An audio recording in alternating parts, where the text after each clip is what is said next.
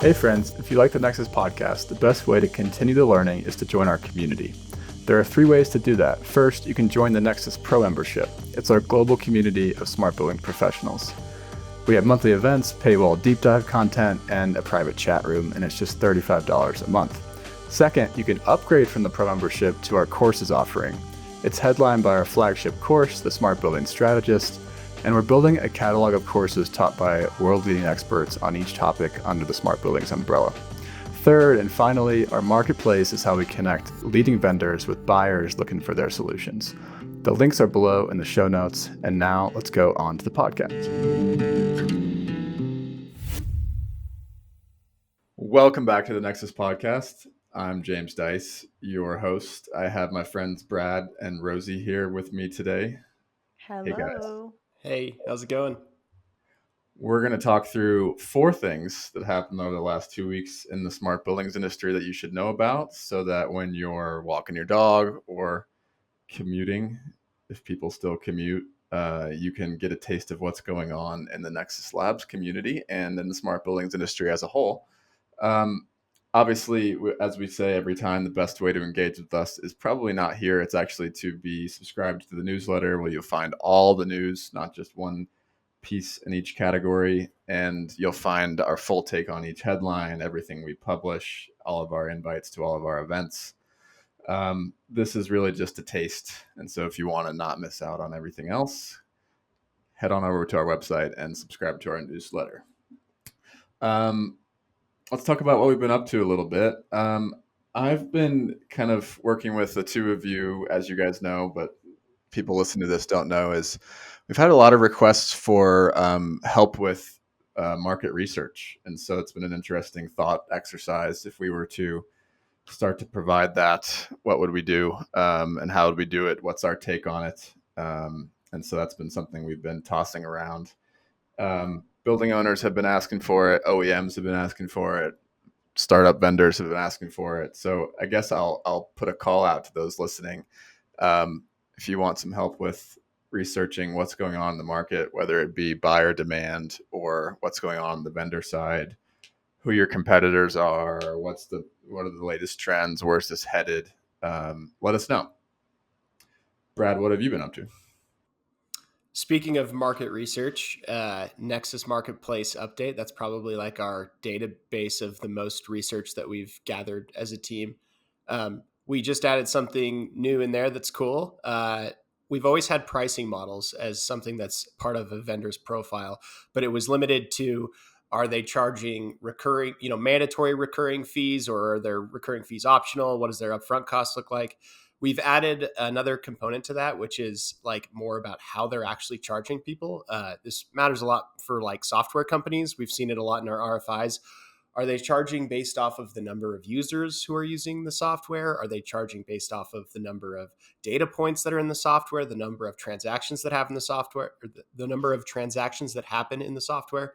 So for vendors, you can give us that information and we'll put it in there and, get your page more accurate. For building owners, it's just another thing you can look at to try to like really start to do some back of the napkin math about, hey, if I was going to install this type of software on my buildings, this application, like what would that look like? What would the pricing look like? How would I be charged? So hopefully that'll continue to fill out and be helpful to people. And is that a filter, Brad? Like, are you changing how you're slicing and dicing what vendors show up in your results, or how does that actually show up for the user of the marketplace? So right now you can compare users and see how their pricing models compare. So you can't necessarily filter for that particular property to see all the different options, but I could look at vendor A, B, and C next to each other and create a page that shows all of their different pricing models in one place. So I can see how each of those 3 are pricing stuff. Got it. Yeah, this is cool because I remember we did one of the buyer's guides and we always asked all the vendors for pricing. And I think there were 4 different ways, 4 different pricing models. Exactly. Yeah. So it's pretty hard for a building owner to be able to compare when they have 4 different pricing models. Rosy, what have you been up to? Well, thanks for asking. I recently started, apparently, a video series on LinkedIn. I've only done one, so I don't think the word series is really warranted quite yet, but I'm hoping we'll get there. And it's all about the things that I'm seeing in the role that I sit in, which is, talking to marketers, CMOs, CEOs, et cetera. And then I'm also talking to building owners. And so I have this unique perspective where I get to hear from both sides. And it's going to be kind of like a Rosy rants, hopefully with some lessons in there. And I'll be posting maybe daily. We'll see. But I posted yesterday and I got a lot of great comments. And I want to shout out one of the comments I got from Joe Gaspardoni, who's the COO of Montgomery Technologies. He had such a great comment. As I was reading it, I was actually feeling like, oh my God, I'm so seen. It's long, but part of it said that too many smart building technology marketers make the mistake of running a playbook used in other industries, and that doesn't work. And I totally agree with him. I was recently on a conversation with a CMO that wanted to just take what he had done in a totally different industry and apply it to the smart building technology space. And it just wasn't going to work. And he'll go do that. And then he'll end up coming back and reaching out. So we'll keep you guys posted on that, on what that guy does. I'm looking forward to these. I think it's going to be really easy for you to make them because you do these in our meetings all the time, like when you get really Yes. passionate about something. So we're just going to have to remind you that's a Rosy rant. It needs to, That's a Rosy people need to rant. hear it. Yeah. That's fair. Thanks, Brad. Yeah. That's great. I think the people that have listened to this podcast for 5 years knows that there were originally rant style podcasts way back in the day. So people can go dig up the archive there. They were for members only because they got a little spicy. So you actually have to go to our website and log in as a member to listen to the rants. But there were some good ones back in the day. And just real quick, I have heard some of those, and it's sad that they still apply today. They're still, Just saying. Yeah. Yes. All right, let's jump into the news. What we got this week. So we'll start with the building performance and controls. This is our sections targeted towards energy managers, sustainability managers, controls folks, anyone trying to optimize the performance of the building. In this one, I published a new deep dive article called "The Dirty Jobs of Energy Management: How Software Frees Up Energy Managers for High Value Projects." This was a fun one.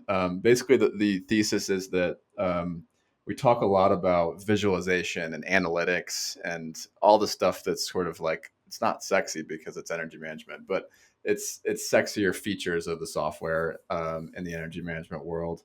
And this piece was all about sort of the dirty work, the dirty jobs, the stuff that energy managers used to have to do. Like when I was managing energy, this was in a spreadsheet somewhere, right? It was PDFs that you were managing. You were creating reports and documents and all these things. And now the software providers kind of take that off of their plates. And I think my thesis is interesting in that if you're an energy manager, this is actually what helps you get to doing real projects, right? Rather than getting bogged down in these sort of administrative tasks. So we're talking a lot about um, getting data, cleaning data, validating data, making sure you're on the right utility rates, getting data into Energy Star Portfolio Manager. So this article is all about how vendors are actually making that process super easy, and we won't summarize the whole thing. People should go check it out. And yeah, what did you guys think of it? Yeah, you were just talking about how it makes their job easier, energy managers' job easier because they're not just sorting through all that data. You had a stat at the beginning that you pulled from the World Economic Forum that 9% of companies have fully embraced software tools for managing energy and sustainability data, which means that 91% of companies are downloading CSV, uploading CSV, copying, pasting, pivot table. Like, it's crazy that in today, like, that's not energy management. That's Excel sheet manipulation. And that's not what they should be doing. So that's wild. It's also wild that there's over 3,000 utility companies throughout the United States. Like, if you have any sort of portfolio of buildings, you're dealing with multiple utility companies there who do it completely differently. And have their own ways of doing things, and you're trusting that they're charging you the correct amount. And that reminded me, I know you talked to Gridium for this article, and we did a demo, or we watched a demo of Gridium last year. And I remember within that demo that they had seen in 2023, just in California, they had found $5.5 million in energy savings for their customers just on getting the right rate change from the utility company. Like looking at the data, processing it, realizing that the utility company is charging in this way, but they are totally applicable to be charged in this other way, and it saves the customer that much money. So Yeah. it's the Wild West when it comes to how people are getting charged, and these companies make it a lot easier. Yeah, if you're not paying attention to what's happening in the utility space, you're not realizing that they're adding all of these rates. They're adding these rates to incentivize the users to change their energy demand profile, like avoiding peak demand times when there's not much power on the grid, and maybe they're incentivizing them to use renewables, things like that. In California, this is sort of like a leading indicator of what other states are going to go through in the future, I think. But Gridium and Arcadia, both, two people that weighed in on this article, or two companies that weighed in this article, they both have built the ability to do this automatically. So like looking at your demand profile over a given day and see if you could have savings. And that's a piece that, like, if you're an energy manager and you had 100 buildings on all these different accounts and you expected yourself to be able to do that manually or in Excel, it's just impossible. It's completely impossible. And so, yeah. I would challenge anyone who hasn't seen this to just go to like SDG&E or PG&E's website for the utility company and just try to figure out what they would charge you if you were a certain type of building. I mean, there's like so many different versions of the time of use price. This can't be done by a human anymore. It has to be done by an analytical system that can, comprehend all that.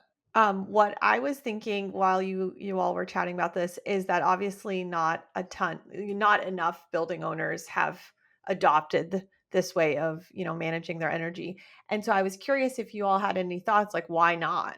It just seems like a no-brainer. Like obviously these tools are super helpful and a lot better than spreadsheets and PDFs and whatnot. Like I just don't get why there's such a big gap.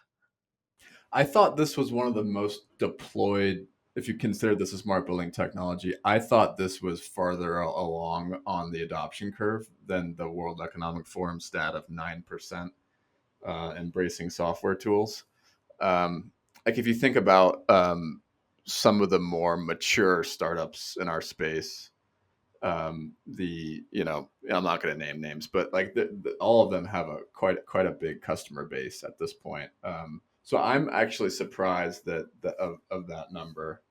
But I do think there's a little bit of, like, we've talked to universities that have just now done it. There's a little bit of like, I am, as an energy manager, know my spreadsheet and I know the ins and outs of it. And if I need to change something, like if a bill is missing, I know how I'm going to fill that in and I have full control over how I fill that in. If I want to measure my savings and like calculate savings for my C-suite, I know and have full control over how I'm doing that report. So it's sort of like giving up control, I think, is the main thing. Um, I think what I'm seeing though is like that seems to be such a short-sighted way to think about it. Because of all the ways in which structuring your data properly, as the software companies force you to do, kind of like you get confined to their data model. Their data model then enables you to automate and do so much more. And I think that's the piece that once you sort of go down that road, you can't really overlook that anymore as an energy manager. Yeah. Makes sense. I think I was shocked to I was talking to a building owner that actually has a bunch of buildings across states, and so you would expect that obviously they have some sort of tool that they're using given their footprint, and they didn't, and they're still using Excel spreadsheets. So it's pretty shocking. Another piece I was just completely blown away by, everybody that is in a city where they have benchmarking ordinances and energy performance laws, and then any company that requires you to report through GRESB or other third party sustainability reporting agencies, Those are all pretty much all going through Energy Star Portfolio Manager. And the process to make that data import work is really, really difficult. And so, and it's causing a lot of confusion, and you end up having the wrong information. And then you're getting fined by the city, or your sustainability report's wrong because of the way the nuances of how portfolio managers set up. One of our partners said that you could spend 100 hours in the FAQs and still not understand exactly whether you've done it right. And we'll shout out to Backpack Group for this, but they showed in the article, we have a view of their flow chart, all the decisions they make in order to get the data right, all the decisions their product makes in order to get the data import into Energy Star Portfolio Manager right. And it's just something that software is built for, to just do it the exact same way every time. So yeah, everyone should go check that out. I'm proud of that article. It's been fun to sort of dig into that. Yeah, All right, let's move on though. Let's do it. Okay, so looking into the digitizing operation and maintenance news that's relevant for this week, we talked about a article from Facilities Dive about how bad asset tags undermine facilities management. Inadequate asset tags can lead to untracked equipment, increased maintenance costs, and compliance risks in facilities management. So just to level set, when we say asset tags, we're talking about a glorified sticker that's on a lot of systems or pieces of equipment throughout buildings, so that if somebody walks up to that, they can digitally scan that and figure out what that is. That's air handler 1, that's chiller 3, that's fire extinguisher 4, whatever it may be.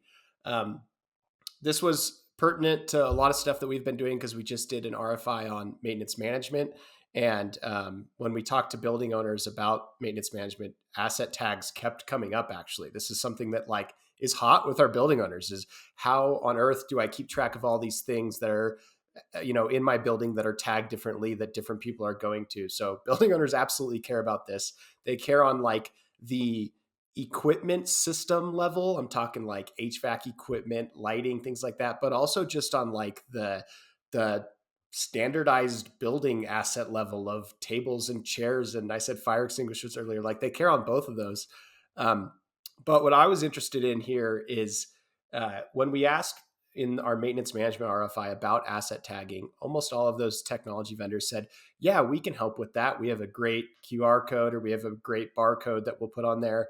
And what I honestly don't know the answer to this is how proprietary or locked in are those tags themselves. If I go to vendor A, I'm like, great, you can do QR codes. I put those on all of my systems. And then I don't like what vendor A has to offer me anymore.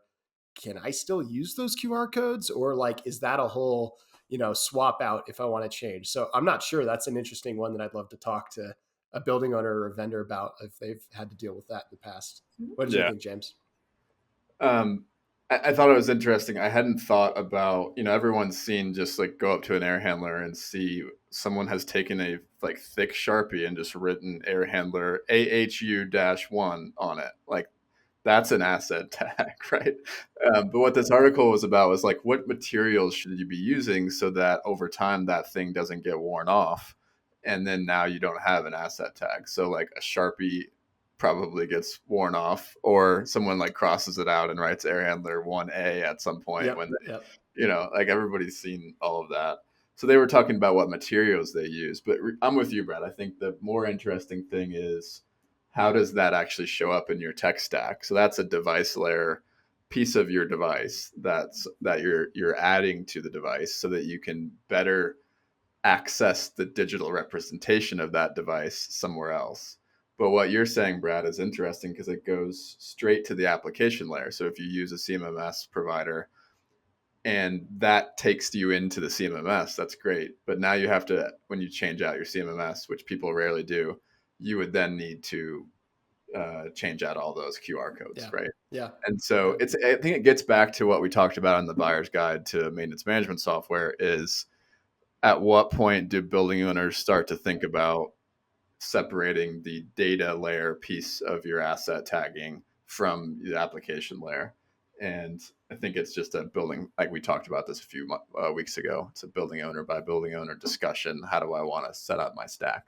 Yeah, you're definitely right. We're moving up the tech stack and how you and I are talking about it. This article is a lot about like the actual materials that you use to get the right tag, which I have a lot of respect for because, you know, you have been up to plenty of systems where it's been faded from 8 years of getting hit by sunlight. And like, how do you even explain to somebody what unit you're at then? So that's Yeah. important. But then also, yeah, this whole conversation about how that translates into the rest of your tech stack is massive. And I think thinking about all the different things that all the different applications that need to use that asset information is interesting. So like, the next time we do this podcast, we'll be talking about the next article in the refrigeration leak detection series. And like you might need to view it, the asset to maintain it and change the filters. You also might need to view it from a refrigeration standpoint. And like those are two separate applications typically that are sitting on top of this asset information. So as a building owner, you got to start to think through the stack in order to, make the right decisions for yourself. Yeah, it just feels like there's so much for them to think through as a building owner. Like, do you get a vendor that all they do is this one thing, asset tracking, and like that's how they make their money, and you use them and then you integrate it into your other solutions, or do you get, or do you find a solution that actually has this as part of their features? Like hard decisions, all these. It's a leading indicator of how mature a building owner's data layer is too. Like if you walk up to something and it's got 4 different names or stickers or Sharpies on it, that's probably a pretty good indicator that they've got some silos working, that all these applications are using different names. Whereas if they have one, then okay, like either they're not using that many applications or their applications are all working off of that one name for this one device. I think it's interesting for the vendors to think about too. Yeah, All right, for next sure. one. All Let's move right. on. Next one. We're going to be talking about an article that came out about Amazon. It actually was published by Amazon, and it's about Amazon leveraging their AWS tools to build their own smart building stack, which is pretty cool. It jumps into how they're developing AI-driven building technologies, including Flow MS, which is a water efficiency solution, and then base building advanced monitoring BBAM, which is for HVAC optimization and refrigeration monitoring for energy efficiency and leak detection. So pretty cool. Would love to hear you guys' take on it. James, why don't you go first? Yeah, what struck me about this one is like we've heard building owners, building their own tools before. We don't need to get into the pros and cons of that, I don't think here. But what struck me when I saw this is like there's so many categories here. There's what, 3, 4 categories here that they're developing. And my first thought was like, I think the vendors spend a lot of time trying to validate the business case for a lot of these categories. And just to see a building owner investing in it on their own, I think is a market signal that is important to pay attention to. Obviously, the Amazons and the Googles of the world can build a lot of their stack using their own technologies. And it's good for them to do so and beneficial for them to do so so they can point to it for, you basically telling everyone outside, we have the ability to create this. You could use our tools and create this too, right? So it's a little bit of a marketing thing for them to build their own stuff. I also think there's advancements in AI that are happening that are going to allow building owners to have better access to build their own tools. So I think we could see a lot more of this. You could build your own development team and start to use some of these tools that make it a lot easier. So it's an interesting thing for the vendors to think about, like how do you start to position yourself against a building owner building their own thing with these more democratized AI tools. I'm also excited to ask Colin Jenkel of Amazon, who's going to be at the conference this year, about this and hear what he has to say.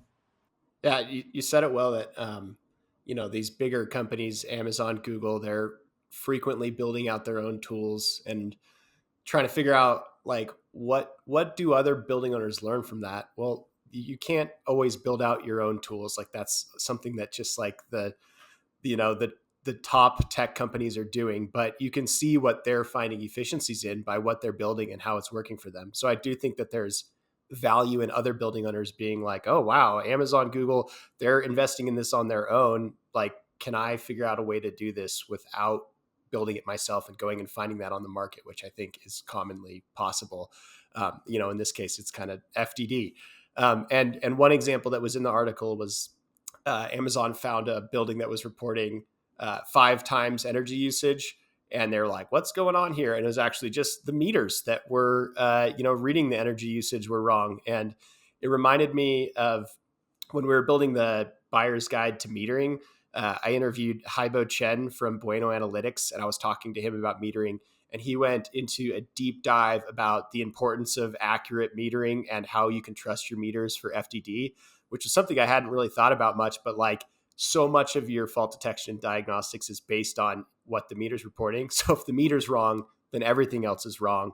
And he just, he went into all the work that they do to make sure that they can trust their meters. And like the example of, okay, it might be easy to find a meter that's offline and it's alarmed and is saying that it's offline. But if a meter breaks in a fashion that it's just reporting constant data, like, do you have the capability of finding that too? So meters are it just reminded me that like for FDD, meters are like the leading edge of whether you're going to get accurate data or not. And this is a pretty good example of that.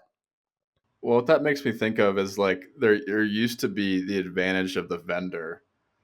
If a building owner is thinking about building their own thing, the advantage of the vendor would be they could build it once and spread it out across all their customers, right? So if you're a building owner, you're buying this innovation that you didn't have to pay for the whole thing in the innovation.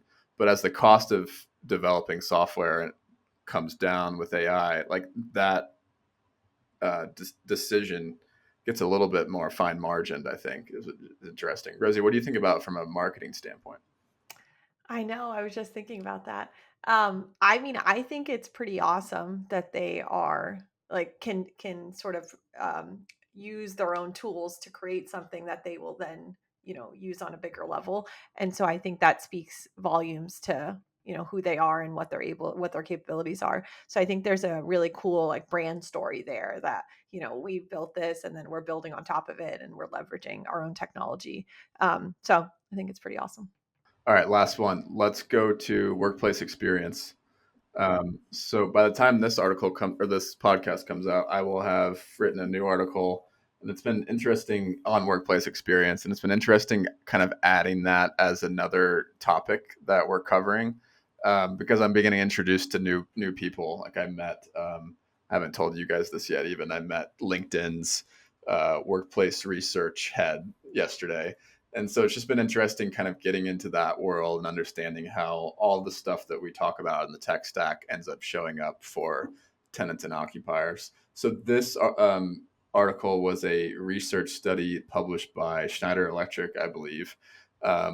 It's titled New Study Finds Occupancy-Based Control and Automation Solutions Cut Energy Use in the Office and Carbon Emissions by 22%. So they did a study where they looked at, I think, they started off, I don't know how much you got into this, you guys, but they started off trying to study one conference room in an office. And then they realized that conference room was served by it's a VAV zone, HVAC zone that actually serves 4 conference rooms. So then they expanded the study to 4 conference rooms so they could, study the impact, energy impact. And they basically integrated occupancy counters, room booking, HVAC, and lighting, and then they measured the savings of what they could do with a setback period, basically. So when these rooms are unoccupied, they set back the temperature, I believe, and turned off the lights and everything. And then they integrated with room booking because they could also say, like, we wanted to prepare the room for occupancy, I think. And so they found a two-year payback period. They didn't look at split incentives, which I think if you're a landlord or a tenant looking at this, going, well, 2-year payback period for who, right? So I think that's one thing that I would ask them to relook at there. And I think the fact that the Schneider Electric had to write a 16-page white paper says a lot about where our industry is. This seems like a little bit of a no-brainer. Like, you should have all these things integrated together but the fact that they had to publish this, I think, says a ton about where we're at. What do you guys think? Totally. It's so funny. Like you said it, like that the fact that they even had to publish this, like every building owner knows that this can save them money. Like this is so proven out that this saves energy, but people still are struggling to kind of figure out how to get it implemented correctly. And I always like to kind of bring it down to the ground level of what they actually did. James, you brought this up, but it's a setback. That's kind of the biggest thing. I think there's some lighting here, but if it's not occupied in the winter, what this system was doing was it was setting back the set point in the room to 64 degrees. So the room can get cold if there's no one in there. And then it's like it's one level of integration to say, okay, my occupancy sensor is going to control my HVAC and my lighting. That's like integration number one to make this happen. But they brought in kind of integration number two, which I think is really cool with the room booking too. Like if somebody is going to be there, which I know from my room booking, let's prepare for that person to be there. So that's kind of I almost look at that as another layer on top to make it even more sophisticated. And then I just wanted to shout out R0 because they just did a occupancy-based demand ventilation control webinar, I think like 3 weeks ago, where they were talking about this same thing. I know they've been doing a ton of research and explanations to their customers as well about how it works. So I think you can see that webinar as well on their website. Yeah, I was just thinking about them, Brad. They've been really diving deep into this topic, and it's come up in a lot of conversations we've had on the building owner side. So it's obviously one that everyone is sort of trying to figure out right now and make sure they're dedicating time and energy to. Yeah, and I talked to Elizabeth Redmond about this as part of this workplace research that we're doing, and one of the things I thought she was interesting about what she said here is that you actually use the people count to change the ventilation control sequence, right? So if I have 2 people and the minimum on the VAV box was designed for 4 people, I can actually cut that ventilation airflow down. But then they're using the IAQ sensor that's there as well to make sure that that's not affecting the air quality. So it's like they're using both, and they're in tandem essentially, which I thought was an interesting piece of this that I haven't heard before. That is awesome. Cool. Let's end it off with some carve outs. I'm gonna go first. So I'm going to Tokyo this summer, and we just had one of our partners reach out and say, do you know any smart building consultants in Tokyo? And so I thought I'd just throw it out and see if there's anyone listening from Tokyo. They can reach out to us. We would love to hear about it, but also maybe we'll do a Tokyo happy hour while I'm there. I'm going. That'd be cool, right? I'm going there with my soccer team. So we're going and playing a couple of different local soccer teams in Tokyo. It's supposed to be 85% humidity and like 85 degrees the whole time I'm there. So that'll be interesting. I also wanted to shout out, this is related to Tokyo. There's this YouTube show that I just absolutely love. I don't know that I've talked to either of you about it. So this will be. I didn't even know you watched YouTube. This will be a carve out for everybody, but also a carve out for you two. It's called Dirt. I don't actually know if it's an acronym, but if you look on YouTube, it's produced by Huckberry, which is a men's clothing store. But it's capital DIRT. And what they do is it's like 30-minute episodes, and they go to a country, like they did an episode on Tokyo, and they go find a chef. And so they start the episode at that chef's place, and then they travel around the country going collecting like local ingredients. They might go to a dairy farm in New Zealand, get milk, and bring it back to the original chef. So they get all these ingredients from the country and bring it back to the original chef, and they make this huge meal together. And there's good music and good like B-roll footage of this guy. Like he might be in Japan snowboarding, or he might be in New Zealand mountain biking. And there's a Colorado episode, Brad. That's really good. You've talked to me about this. I just had to say something. I haven't watched it. So no, I was just going to say, he's definitely mentioned this to us, and I still haven't watched it. So I'm putting it back. I haven't. I'll just remind you then. Yeah. It is a really good example of great marketing. It's great marketing. You're right. Because you already love that brand, and now I know that you're talking about it on our podcast. Like you just talked about the clothing brand. You brought this up. Well, so yeah, and then everybody in the show, they're going around New Zealand and they're doing all this outdoor stuff. Of course, they're wearing all the clothes from Huckberry, right? So it's just it's really well done. Not salesy at all. You'll notice, like they're not on the show talking about how good the pants are, right? But like he's jumping up and down and like nothing's happening, and then he's like doing something crazy, and the pants Yeah. are on him and they look good. Yeah, But you I want got to know where he got those pants, right? And of course, because you're watching this, and it's produced by Huckberry. So I think there's something there for marketers to think There's about. clearly We something don't have there. to be Yeah, so salesy. Yeah, you don't have to be so salesy. I love it. Brad, what about you? I was just going to bring up that March Madness is happening right now, which is cool. I'm a medium fan. I'm not an insane fan, but I do like it. It's fun. I filled out a bracket. My CSU Rams, my alma mater, they lost to Maryland, but Maryland traveled. But it was fun to watch. That my CSU never makes it far, so it was exciting. But I always like nerd out on the statistics related to March Madness. I don't know if you guys have like ever heard about all this, but so it's 64 single elimination games that they play. And if everybody fills out brackets to try to get them right. I think there's already no perfect brackets left. There's 9.2 quintillion different ways that you can fill out a 64 team bracket. So like no one ever gets it right. It's impossible. It's insane. So I don't know. That always blows my mind that you can play 64 teams play 65 games and there's 9.2 quintillion different ways that can end up. Jeez. Wow, Brad, that's really cool. That's my alma mater is lost in the first round of the NIT. St. Louis Billikens didn't make the tournament. Billikens, not Pelicans. Billikens. What's a Billiken? A Billiken is a little. I don't know.